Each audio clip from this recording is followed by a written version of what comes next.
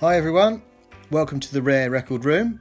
This is where I'll show you some of the LPs in my record collection, give you a little background to the artists and their recordings, and provide some examples of the record company labels, and noting some important variations in text or differences between sleeves, that sort of thing.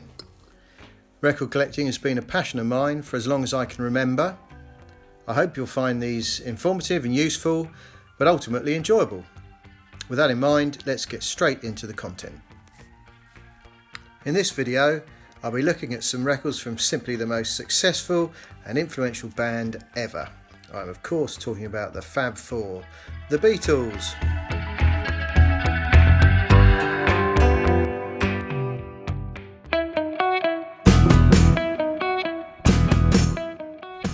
In today's video, I'll be looking at the earliest mono pressings of the Beatles' first LP, Please Please Me, which was released on EMI's Parlophone label on the 22nd of March 1963. The stereo version followed over a month later, which I will cover in a separate video. The bulk of the 14 tracks were recorded in just one single session at Abbey Road Studios on the 11th of February 1963.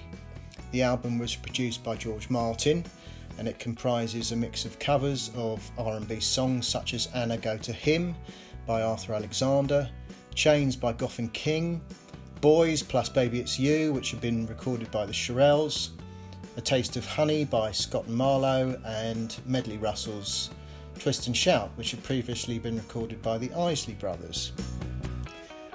This is complemented by some tracks from the fledgling songwriting partnership of John Lennon and Paul McCartney, including I Saw Her Standing There, Misery, and Do You Want to Know a Secret, plus both sides of each of the group's first two singles, Love Me Do and Please Please Me, which reached number 17 and number 2 respectively in the UK singles charts.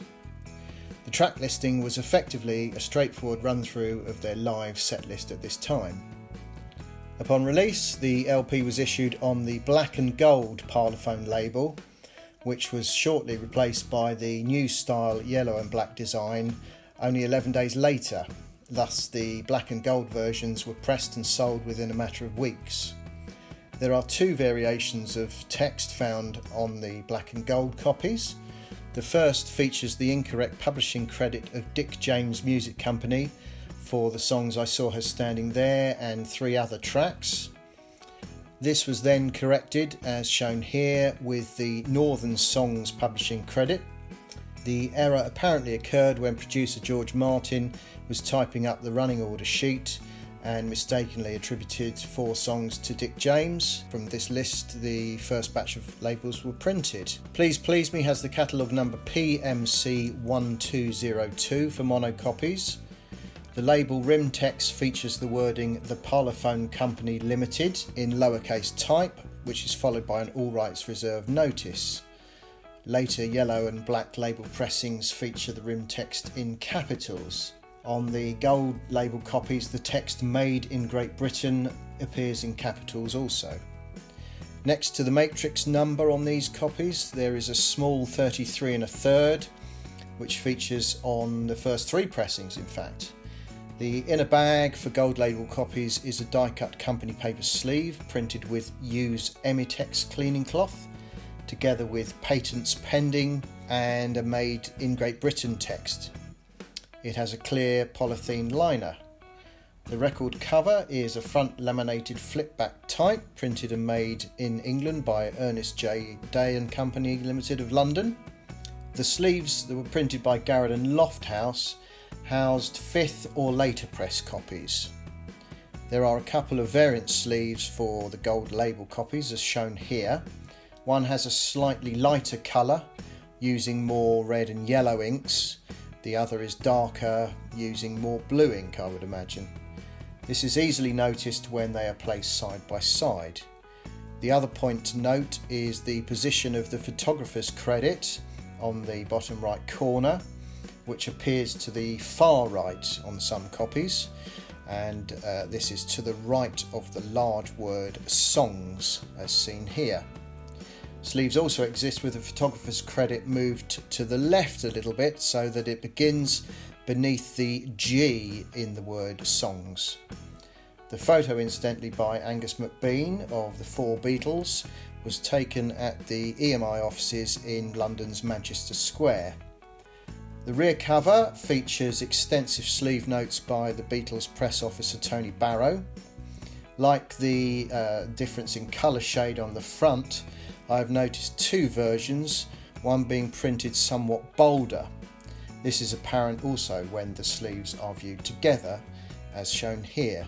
The bolder copy in this image is to the right. It is most obvious on the track listing, which runs down the left-hand side of the sleeve notes. I have 3 gold label monocopies here, 2 of which are the second press Northern Songs copies. If you look at track 1, I saw her standing there, you'll notice the publisher credit change. These 3 examples are in varying conditions. The first is a lovely example with bright gold text and trivial spindle wear and virtually no marks on the label. The next is also in pretty decent shape, but has more spindle wear and some dulling of the gold, which was a common problem, and traces of a name label to the right hand side. The final copy is, like most I'm afraid, being well used and showing considerable label wear and a general tiredness. It is also worth noting that the Lennon-McCartney songwriting credit was transposed as McCartney-Lennon on the LP Please Please Me. Within a matter of days, as mentioned, this design was replaced with a new style label, as shown here, with the yellow and silver text on a black background, which would appear on all Beatles Parlophone LPs in the UK until 1970. This copy of Please Please Me is the true third pressing, with the small 33 1/3 next to the matrix number, which had been carried over in error from the gold label design. A very small number of these were made, making this the rarest by far of the yellow Parlophone mono copies. Please Please Me hit the number 1 spot in the UK album charts in May 1963, where it stayed for 30 weeks before being knocked off the top slot by the Beatles' second LP titled With The Beatles. The early mono pressings are valued as follows in the Rare Record Price Guide. The first pressings with the Dick James credit, £1,200 for a mint copy. The second press with the corrected Northern Songs credit is also valued at £1,200, and the third press, being the first black and yellow label copy with that small 33 1/3, is currently valued at £500. And that concludes my brief look at the earliest mono pressings of the Beatles' debut LP, Please Please Me. That's your lot for this episode from the Rare Record Room. I hope you enjoyed the content. If you did like the video, please make sure you subscribe to the channel to see more and to receive notifications for any new uploads. Thanks for watching. See you next time.